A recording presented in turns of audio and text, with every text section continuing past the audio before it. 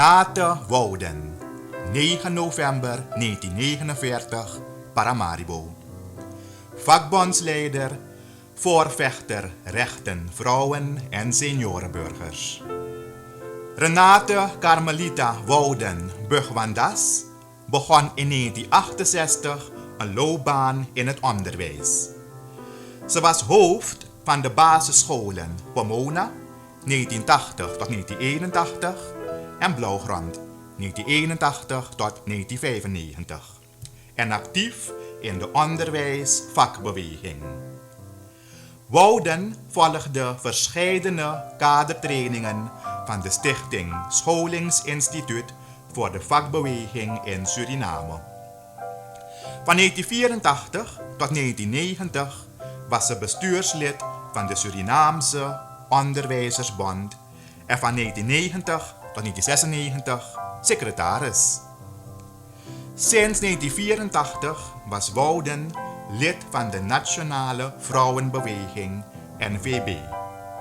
Vanaf 1992 was ze kaderlid en van 2001 tot 2010 onderdirecteur personeelszaken en coördinator capaciteitsversterking vrouwenorganisaties.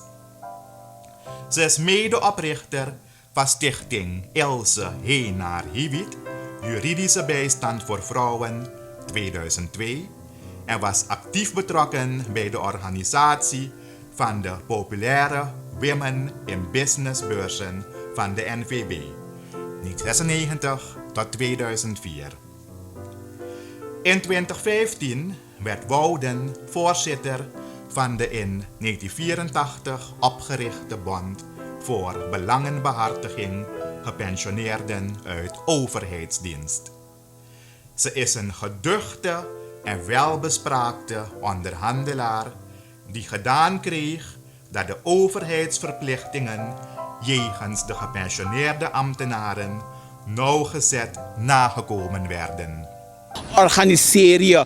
Begin met een bond van gepensioneerden waar je ook bent. En je kan altijd bij BBGO terecht voor begeleiding en voor advies. Maar doe dat, anders zal je als gepensioneerde ver achterblijven. Want niemand zal iets doen aan je financiële situatie en ook aan je gezondheidssituatie. Dus organiseer je.